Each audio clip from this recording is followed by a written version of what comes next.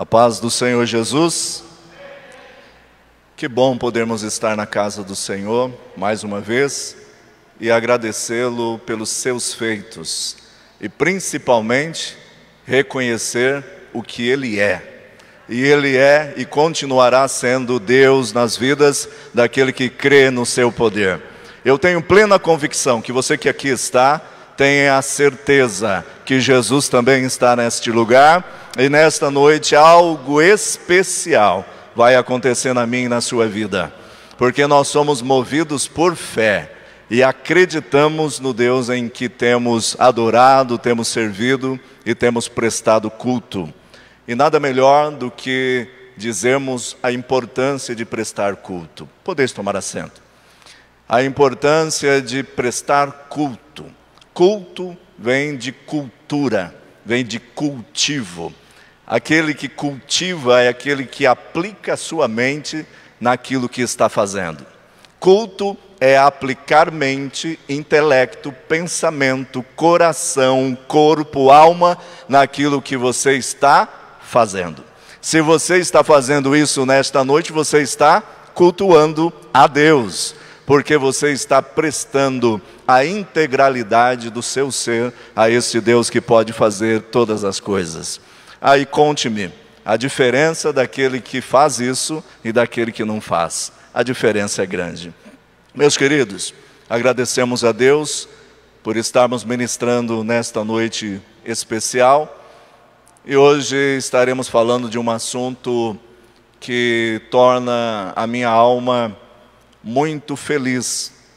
Torna a minha alma muito anelante que algo especial aconteça. E eu tenho certeza que algo especial Deus estará fazendo nesta noite. A partir do momento em que eu e você estamos aqui, eu tenho no meu coração e na minha alma que são aqueles a quem Deus chamou, a quem Deus escolheu para fazer não uma pequena diferença, mas fazer toda a diferença. Amém? Amém? Me acompanhe nessa leitura aos Colossenses, no capítulo de número 1. Aos Colossenses, capítulo de número 1, a partir do versículo de número 9. Aos Colossenses, capítulo de número 1, a partir do versículo de número 9. Como prometido, eu estarei dando sequência a uma conversa que nós iniciamos 3 cultos anteriores. Iniciamos esta conversa, já ministrei 2 vezes sobre este texto, e agora esta é a 3ª vez que estarei falando sobre este assunto, mas com uma temática diferente, com um foco diferente. A partir do versículo de número 9. Amém? Por esta razão, nós também, desde o dia em que o ouvimos, não cessamos de orar por vós e de pedir que sejais, repita comigo, cheios do conhecimento da vontade, ou da sua vontade, em toda a sabedoria e inteligência espiritual. 10. Para que possais andar dignamente diante do Senhor, agradando-lhe em tudo, frutificando em toda boa obra e crescendo no conhecimento de Deus, corroborados. Repita essa palavra linda. De novo, vamos lá. 1, 2, 3. Corroborados em toda a fortaleza, segundo a força da sua glória, em toda a paciência e longanimidade, com gozo. Meus queridos, apenas estes versículos. Nós estamos vivendo um momento da história que é um momento que traz a nós, que conhecemos, a Bíblia Sagrada, conhecemos a revelação clara sobre os últimos dias, sobre as condições desses últimos dias, nós entendemos que nós precisamos de um mote, de um norte, de um alvo. Porque muitas pessoas estão perdidas em muitos conceitos. Se é que podemos dizer conceito, porque conceito é aquilo que faz parte da sua identidade, aquilo que faz parte da sua visão, aquilo que você é, que é um estilo de vida, é um conceito. Mas, usando esta palavra, pegando ela emprestada para aplicar a isso, nós vemos que as pessoas, no geral, e também, por que não dizer, trazendo para nós a igreja, o corpo de Cristo, nós perdemos a essência do poder de Deus. Nós perdemos o sabor do tempero, do gosto, do paladar, daquilo que Deus faz no meio de nós. Viemos ao culto, entre aspas, estamos no culto e de repente saímos do culto, mas nos parece que nada mudou, nada aconteceu. E ficamos aí puxando o retrovisor, tentando achar algumas desculpas, tentando achar talvez alguma coisa que dê a nós a resposta do que está acontecendo. E isso faz aquele que é pensante sobre estas coisas preocupações, muitas preocupações. E nós lemos no texto aqui uma palavra, uma frase-chave, uma frase temática para o dia de hoje, que eu quero que você repita comigo no 3, mas eu vou falar primeiro. Não cessamos de orar por vós para que sejais cheios. Vamos repetir? 1, 2, 3. Não cessamos de orar por vós para que sejais cheios. Já é uma preocupação do apóstolo Paulo.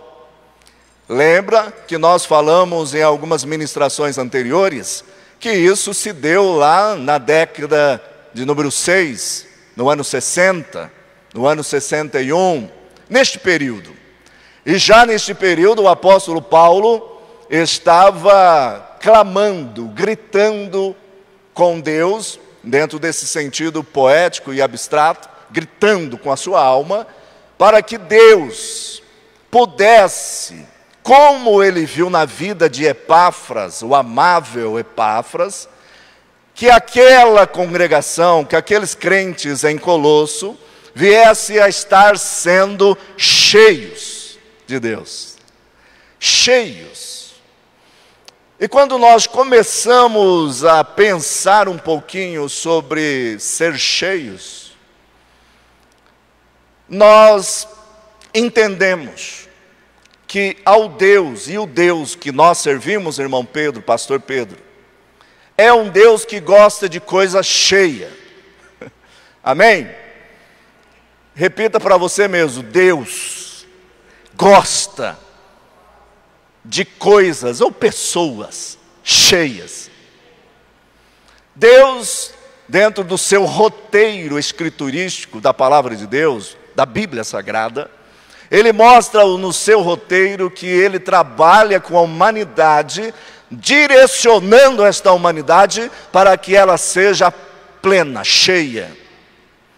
Nós encontramos na Bíblia algumas palavras para cheio. A primeira palavra é pleroma. Repita comigo: pleroma. Pleroma significa pleno, cheio, equilibrado.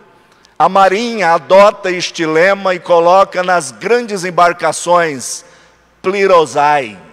Significa, esta embarcação, ela é segura, esta embarcação, ela sai de um porto e chega ao outro porto com total segurança. Não importa se o mar, se ali nesta navegação acontecer um solavanco das ondas ou do mar que seja, mas esta embarcação vai chegar do outro lado, porque ela tem o selo de plenitude, de pleroma, de completo, de plenitude.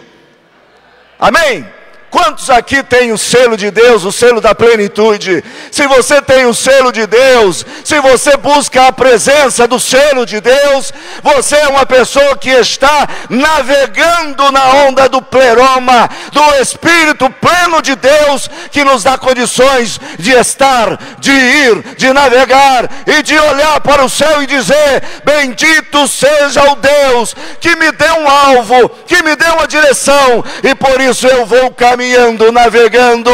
Não importa se o meu barquinho é pequeno, não importa se a nau vai estar ali balançando de um lado para o outro. O que importa é que o Deus que está no timão da nossa embarcação, Ele vai nos levar em segurança, porque o seu nome é próprio. Ele é o pleroma dessa história. Ele é o plerosai, Ele é o pleno, Ele é o completo. Mas nós encontramos também na Bíblia Sagrada a palavra malai, que é o hebraico. Malai significa cheios. Significa estar cheios. Esta palavra tem a mesma conotação e sentido do que a palavra grega. Isso é muito raro acontecer em comparações de línguas como o grego e o hebraico, tendo os mesmos sentidos, até pelo fato que a língua hebraica, ela tem poucas capacidades ou capacidades de sinônimos. São apenas ali 8.000 palavras no hebraico, enquanto a língua portuguesa tem mais de 350.000 palavras. Imagine só a infinitude de sinônimos que nós encontramos na língua portuguesa para uma palavra. Porém, o hebraico é bem reduzido. Mas o sentido da palavra aqui que nós encontramos é o mesmo sentido que é dado à palavra grega, pleroma. Quando nós começamos a entender este contexto da visão de Deus de estar enchendo, nos traz uma memória mais retrospectiva da Bíblia Sagrada. Olhar mais lá do Gênesis. Como o pastor leu aqui, Gênesis capítulo de número 1 e verso 1. E o verso 2, olha que interessante. A terra era sem forma e vazia, e havia trevas sobre a face do abismo. Aí faz toda a diferença. Mas o Espírito de Deus pairava sobre a face das águas. Vamos repetir isso? Mas o Espírito de Deus pairava sobre a face das águas.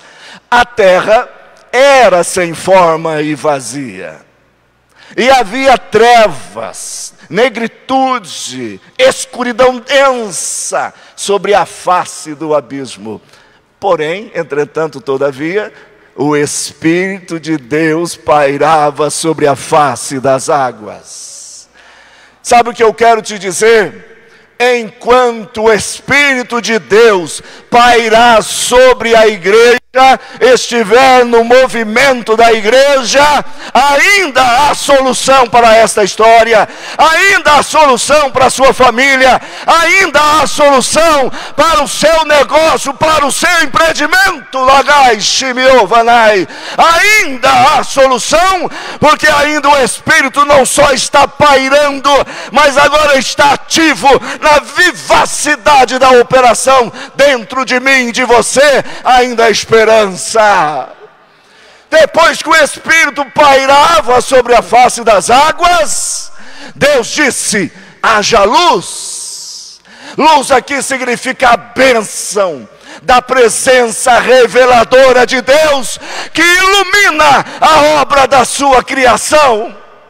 Luz Vem o Espírito Santo de Deus, paira sobre aquilo que está um caos, mas vem a voz de Deus nesta noite para mim e para você: seja cheio, seja cheia, seja cheio, seja cheia. Sabe por quê? Haja luz, haja luz, haja luz, haja luz. A luz significa a bênção da presença reveladora de Deus, que revela a sua obra criadora. Olha só, nós temos 2 livros de Deus. Você pode me citar um desses livros? Primeiro livro. Vamos lá, aqueles que... Primeiro livro, Bíblia. A Bíblia Sagrada é o primeiro livro de Deus. Qual é o segundo livro de Deus? Conversei esse dia, acho que foi com o irmão Pedro, sobre isso. Qual é o segundo livro de Deus? Bíblia e a sua criação. Por isso o apóstolo Paulo escreve aos crentes em Roma, dizendo o seguinte: vocês são indesculpáveis, vocês não têm como se safar dessa, porque a partir do momento que você contempla a minha criação, você vê o Deus revelado que disse: haja luz. Esse Deus que é revelado na sua criação só pode ser revelado a partir do Espírito que pairava sobre a face das águas.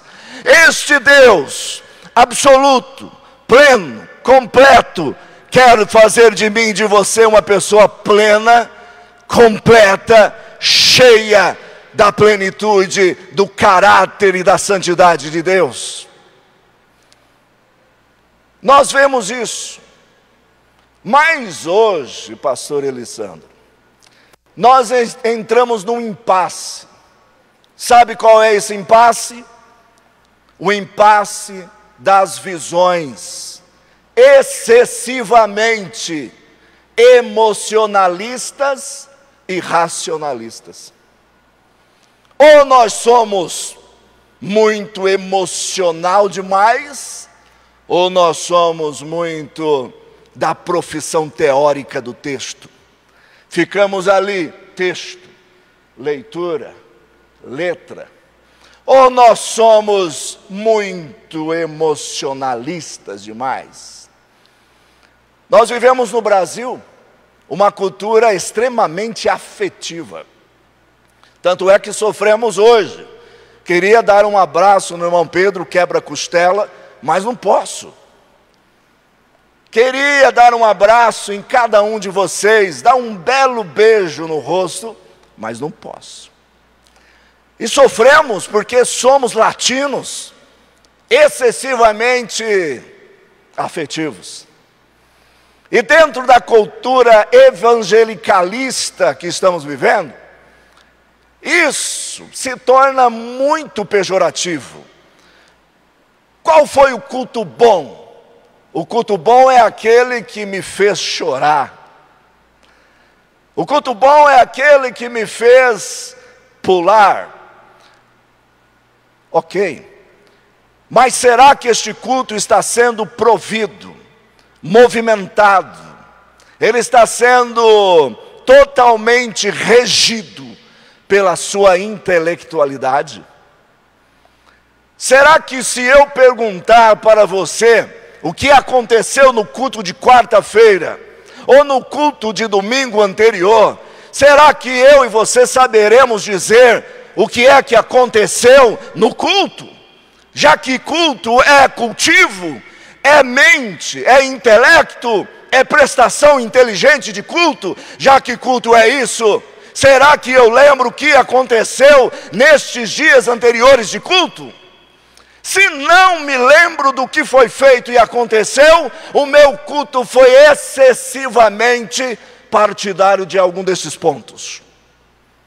Para entender que a Bíblia, ela é evidencialmente pentecostal, nós temos que conhecer a palavra de Deus na íntegra. Olha, me permita usar uma linguagem aqui que é uma linguagem dos pentecostais. Eu digo para vocês que o Antigo Testamento é pentecostal. Amém? Repita comigo, o Antigo Testamento. O Antigo Testamento é pentecostal. Dentro dessa compreensão de pentecostal que nós temos, mas dentro do valor, do conceito de ser pentecostal, é aquele que acredita, que crê na evidência da pessoa do Espírito Santo, e esta pessoa distribui para cada um o poder, a unção, o carisma, ao ponto de nós termos a graça dada pelo Espírito Santo de falar novas línguas, de interpretar estas línguas estranhas, ou línguas idiomáticas de outros idiomas falados. Interpretativamente estamos trazendo para a igreja elucidações. Aquele que fala idiomas angelicais, línguas totalmente celestes, fala-se aqui, interpreta-se ali. Opa, peraí, esta igreja tem evidências de que o Deus Espírito Santo operou graciosamente sobre ela, derramando, multiplicando o seu carisma, e essa pessoa, essa igreja, tem sido efetuado a plenitude, o peroma do Espírito Santo. Ela tem recebido o dom de Deus. Mas no Antigo Testamento nós vemos a evidência que o Antigo Testamento é pentecostal. Quando nós lemos em 2 Crônicas capítulo 5, este texto é maravilhoso. Pensa num texto pentecostal. Pensa num texto que mexeu com o povo. 2 Crônicas no capítulo de número 5. Ali Salomão constrói o templo. Ele prepara o templo com todo o esmero, com todo cuidado. Houve sacrifício. Repita comigo, houve sacrifício. Houve sacrifício. Houve muito cuidado. Houve muita destreza, habilidade.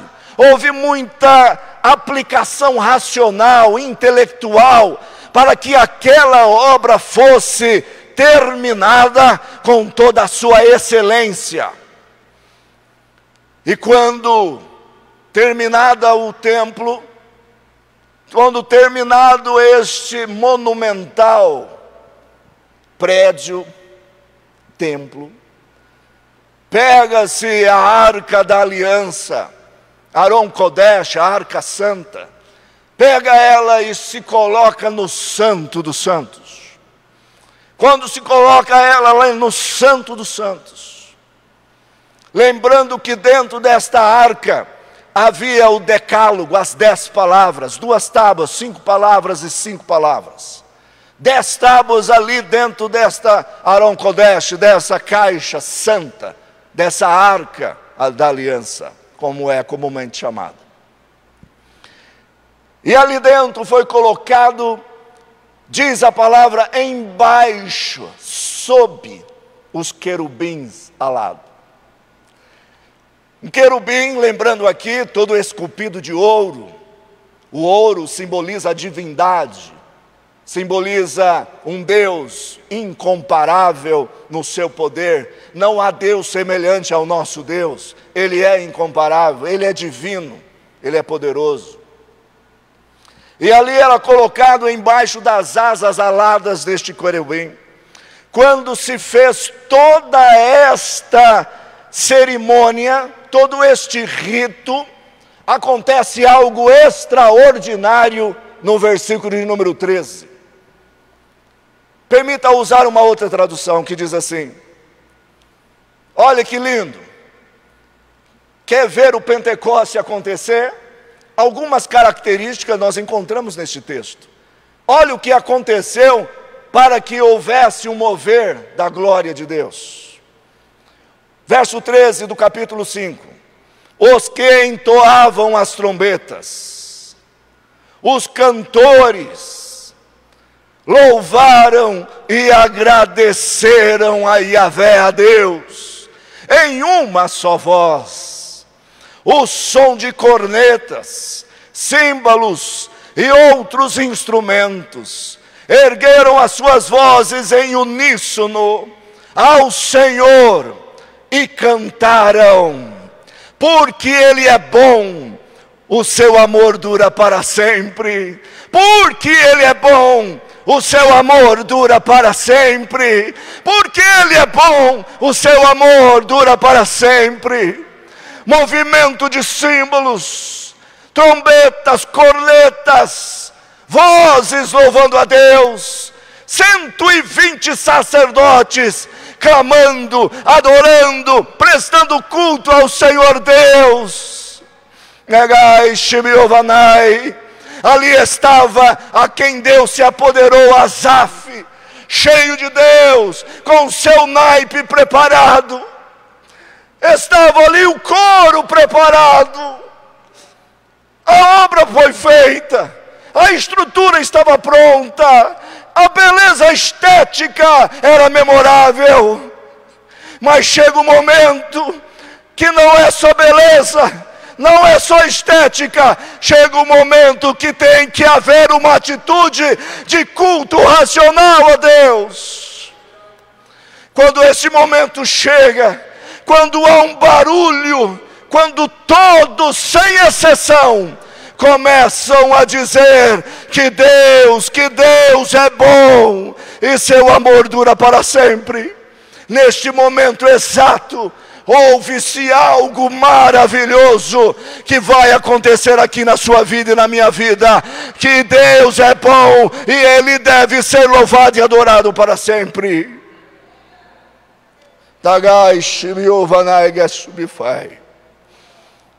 Em seguida,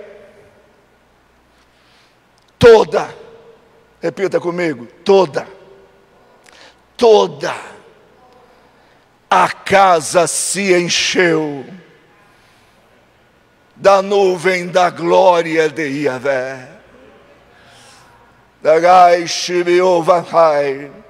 Deus tem uma palavra profética para o seu coração. Talvez você tenha pairado sobre trevas estes dias. A escuridão não tem feito com que você enxergasse, andando tateando, o que será? O que vou fazer? Mas o pastor Daniel, nesta noite, com voz profética, com autoridade da palavra de Deus, está dizendo através da leitura que foi feita do Gênesis 1, verso 2 e 3, Deus ainda tem o seu Espírito, e Ele está arrumando, e Ele está arrumando, e Ele está arrumando, vai restaurar, vai restituir, vai arrumar a casa. Não é só beleza, Ele vai encher da sua nuvem, da sua glória. Lembramos muito bem que nuvem simboliza a presença de Deus.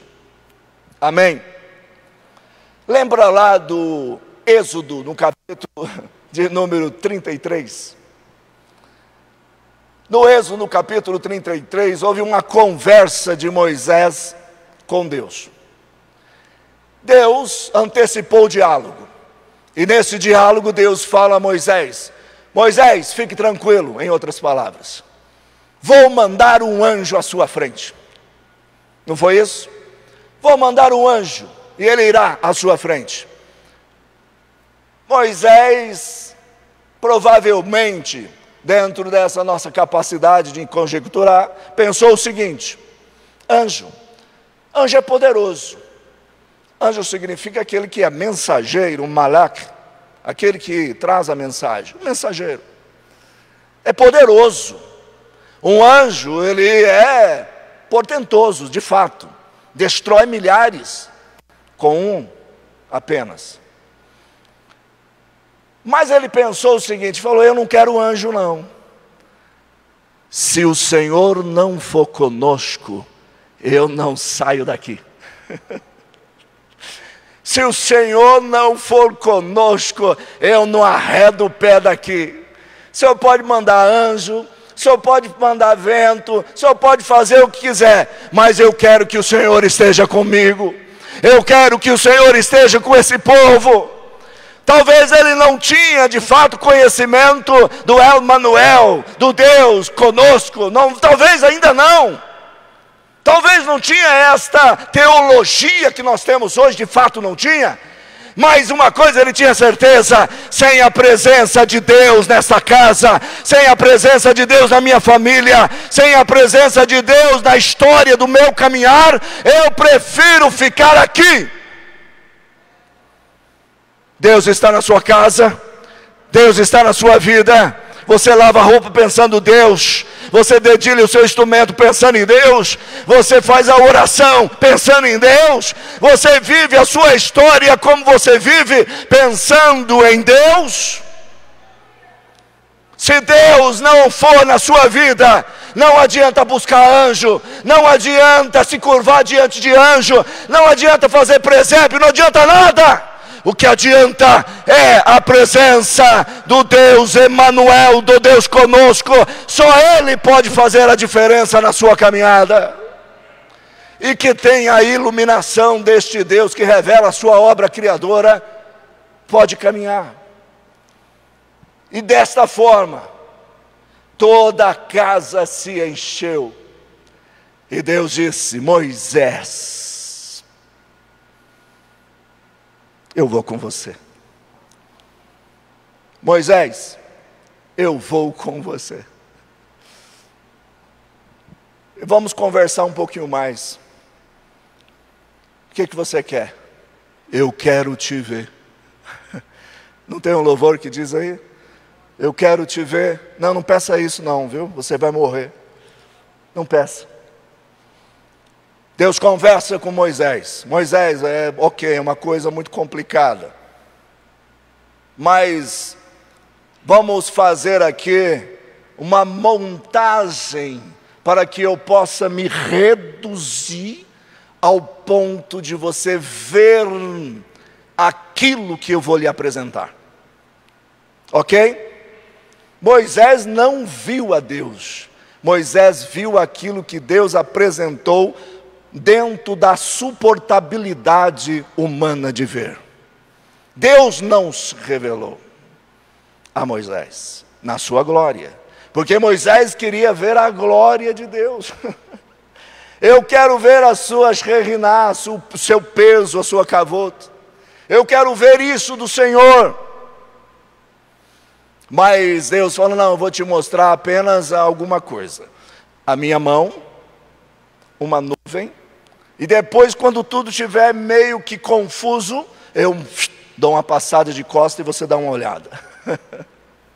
E Moisés se deslumbrou com essa visão gloriosa. E neste momento, 700 anos depois, nós vemos aqui uma história linda de uma inauguração deste templo.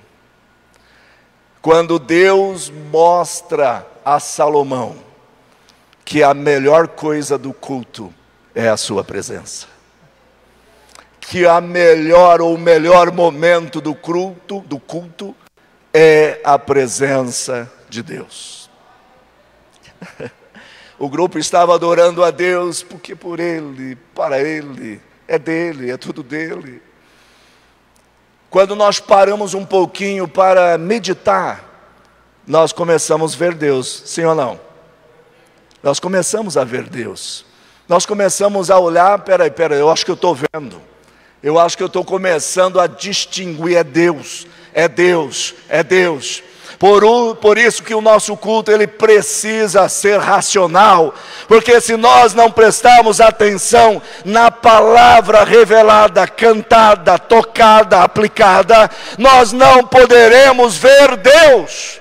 Somente através de uma aplicação transpirável da nossa razão, do nosso raciocínio, é possível vislumbrar a presença de Deus.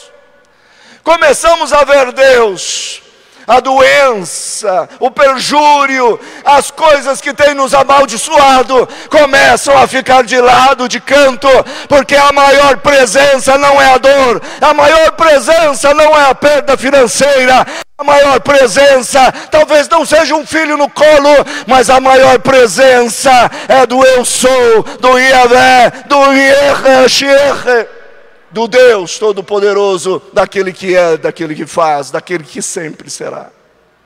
A presença. Quando a presença de Deus chega na casa, diz no verso 14, capítulo 5, de tal maneira que os sacerdotes não conseguiam permanecer em pé para dar sequência ao serviço religioso. Ah, meu amigo, fala se isso não é um depoimento de um culto pentecostal. Sim ou não? Eu não sei vocês, mas eu sou do tempo que nós ficávamos largados ali no banco de madeira da Assembleia de Deus, jogado praticamente, Senhor, falando em línguas, chorando e dizendo: bendito seja Deus, porque Ele é bom e o seu amor dura para sempre. Porque esta presença desse Deus Todo-Poderoso, da sua nuvem, da sua glória, da sua presença, nós caímos de joelhos diante dEle. Porquanto a glória do Senhor tomou todo o templo de Deus. Repita comigo: Deus gosta, Ele sente o gosto quando o templo está cheio. Ele sente o prazer. Espera aí, mas só tem meia dúzia. Ele olha lá, está cheio.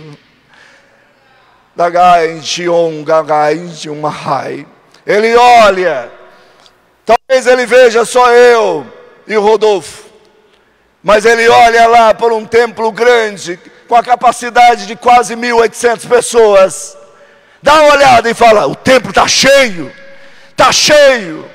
porque ele olha para mim, para você, e vê se eu e você, como templos do Espírito Santo, estamos repletos da sua presença, e se realmente estamos fazendo o que viemos fazer aqui nesta noite. A arca é trazida, e Deus toma posse do templo. Quando Deus permite a entrada da arca, que simboliza a sua presença, Ele fala o seguinte: agora esse templo é meu. Ele abraça o templo, Ele toma para si aquele templo, Ele enche por fora e por dentro. Como diz Isaías no capítulo 6, no verso 3, a terra está cheia da sua glória. A terra está cheia da sua glória. A terra está cheia da sua glória. Sabe o que é isso? Quando nós contemplamos que Deus está dentro, nós sabemos que todas as coisas lá fora têm o dedo de Deus, e podemos ver Deus nas mais singelas coisas da vida. Nas mais singelas, numa planta, numa chuva. Esses dias choveu granizo. Choveu na sua casa também? Choveu um pouquinho? Choveu granizo. E todo mundo lá triste, né? Aí eu saí correndo lá fora e fui pegar umas pedrinhas de gelo.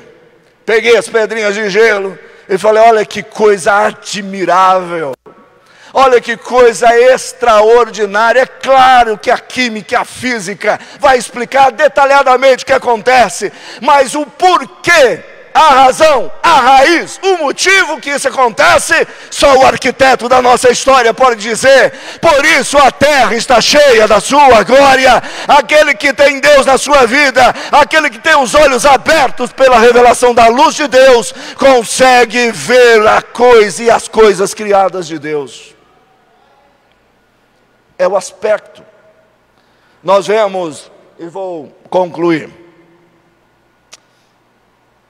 que Deus quer de fato um santuário para encher de sua glória. Amém? Deus, dedução lógica, Deus quer de fato um Mishkan, uma casa, um templo, para encher da sua glória. Lembra lá de Moisés?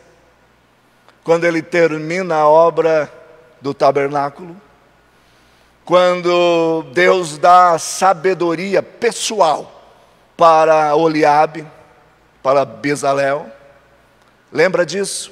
Quando eles foram cheios de entendimento e de sabedoria, Deus encheu eles de capacidade, de destreza, de habilidade de artesão, não só de artesão, mas deu a ele a capacidade de entender o projeto do arquiteto. Entendendo o projeto do arquiteto, colocou em prática de forma real aquilo que Deus colocou no coração de Moisés. E o arquiteto é Deus, sem dúvida. Desenhou, concluiu a obra. Deus enche esses homens de sabedoria e termina a obra. Coloca as colunas, coloca a cortina, coloca todas as mobílias nos seus devidos lugares. Houve sacrifício, sim ou não? Repita, houve sacrifício. Houve sacrifício, houve zelo, houve dedicação. Não vou dizer, mas estes dias alguém mandou um zap para mim: pastor, no final da conversa, zelo. Pastor, zelo. Pastor, zelo. Talvez ele pensou que eu acharia ruim a frase. E eu disse assim: meus parabéns, meu querido, porque a obra de Deus tem que ser feita com coragem, com excelência e com zelo. Sem isso, não vai dar certo. Sem isso, não dá certo. E terminada a obra, diz no verso de número 35 do capítulo 40 de Êxodo, que Moisés nem conseguia entrar na tenda do encontro, porquanto a nuvem pairava sobre ela, e a glória do Senhor enchia plenamente o tabernáculo. Deus, Ele está procurando um lugar para encher. Deus está procurando uma casa para encher. Isaías no capítulo 6, do verso 1 ao 4, tem essa história maravilhosa. E no verso 1 ele diz assim: no ano em que faleceu o rei Uzias, eu vi o eterno Deus assentado sobre um trono alto e exaltado, e a aba do seu manto preenchia todo o templo, seu séquito, algumas traduções diz cortejo. Ezequiel no capítulo 10, no verso 4, quando Ezequiel tem a visão deste trono do templo, ele diz assim: então a glória de Yahvé se levantou de sobre o querubim e passou para a entrada do templo, e todo o santuário se encheu do esplendor ou da resplandecência da glória do Senhor. Apocalipse capítulo 15, no verso 8, quando a visão do templo celeste da glória de Deus, João diz o seguinte: imediatamente o santuário se encheu da fumaça produzida pela glória do poder de Deus, e ninguém podia entrar no santuário enquanto não se completasse os 7 flagelos dos 7 anjos. Ora, segundo Crônicas, no capítulo 6, do verso 12 ao 42, Salomão, aqui neste texto do capítulo de número 6 de 2 Crônicas, ficou de joelhos e estendeu as mãos sobre a congregação. Olha que coisa linda. Quando ele estendeu as suas mãos sobre a congregação, ele faz uma das mais belas e completas oração da Bíblia. Ele diz assim, no verso que termina: agora, pois, ó meu Deus, estejam os teus olhos abertos e os teus ouvidos atentos à oração que se fizer deste lugar. Levanta-te, pois, Senhor Deus, e entra para teu repouso, tu, a arca do teu poder, os seus sacerdotes, ó Senhor Deus, e se revistam de salvação, e os teus santos se alegrem do bem. Quando ele acabou a sua oração, o fogo desceu sobre o altar e consumiu os sacrifícios, de modo que ninguém mais tinha dúvida de que Deus estava ali, em toda a sua visibilidade, embora não pudesse ser visto. Diante daquela esplendorosa beleza, sempre de pé, todos os filhos de Israel, vendo descer o fogo e a glória do Senhor sobre a casa, se encurvaram com o rosto em terra e adoraram e louvaram o Senhor, porque Ele é bom, porque a sua misericórdia dura para sempre. E eu tenho uma notícia para te dar: o culto durou 7 dias, um culto cheio da presença e da glória do Senhor. E me permita dizer para vocês que agora, como diz em Mateus capítulo 27, a partir do versículo de número 45, que quando Jesus estava cravado naquela cruz, houve trevas sobre a face da terra, da hora sexta, meio-dia, até a hora nona, às 3 horas da tarde. E ao findar quase às 3 horas da tarde, a hora nona, Jesus, o Filho de Deus, a glória encarnada, ele clamou e exclamou: Eli, Eli, lema sabachthani. Deus meu, por que me desamparaste? Lembre, ele não está reclamando, ele está citando o Salmo 42. Ele está evidenciando a Bíblia Sagrada, o Antigo Testamento. Quando ele faz este clamor, e agora se prepara para dar de beber, pega ali uma esponja num caniço, molha-se de um vinagre azedo e coloca em sua boca. Provavelmente Jesus não bebeu, como diz o texto. E neste momento ele diz, já que ele clama por Eliarro, não é isso. Mas já que ele clama por ele, peça para Elias vir salvá-lo. E de repente, ele clama pela segunda vez, e diz a Bíblia que ele não morreu, ele entregou o seu espírito. Em tuas mãos, Nagai, entrego o meu espírito. A morte não teve poder sobre o meu Jesus, porque Ele entregou o seu espírito. E neste momento, acontece o maior milagre de toda a história. Deus, neste momento da história, Ele diz: chega, a minha glória não vai ficar só no templo, a minha glória não vai ficar estagnada a este lugar apenas, a minha Tcheriná, a minha Kavot não vai apenas ficar neste lugar, agora basta. Lagai, chova, e rasga-se o véu, divide-se em dois, de alto a baixo, sem dúvida nenhuma o próprio Deus o fizera, e de repente um grande terremoto, evidência. A evidência é que milhares de santos na época foram ressurgidos da sepultura e andaram, peregrinaram pela cidade, dizendo que foi um milagre.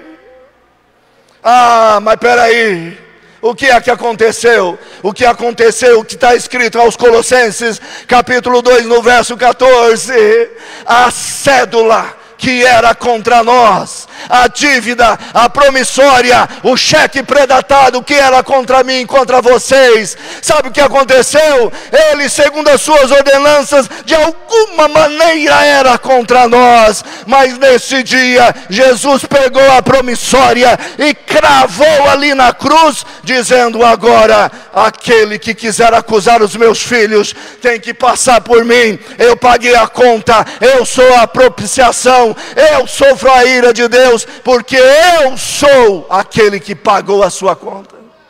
Sabe por que ele pagou a sua conta? Como diz a Bíblia, vós sois o corpo de Cristo, vós sois o corpo de Cristo. Agora, como corpo de Cristo, vocês são pedras vivas e sendo edificados todos os dias, como sacerdócio real, como nação santa, como povo adquirido, particular, zeloso de boas obras, para que anuncieis as obras das luz para os que estão em trevas. Que Deus abençoe a sua vida. Que Deus abençoe o seu ministério. Seja cheio do Espírito Santo. Seja cheio. Não viva da metade. Não viva mediano, porque Deus não aceita medianos. Faça do seu jeito, mas faça o seu melhor, para que você seja cheio da presença da glória de Deus.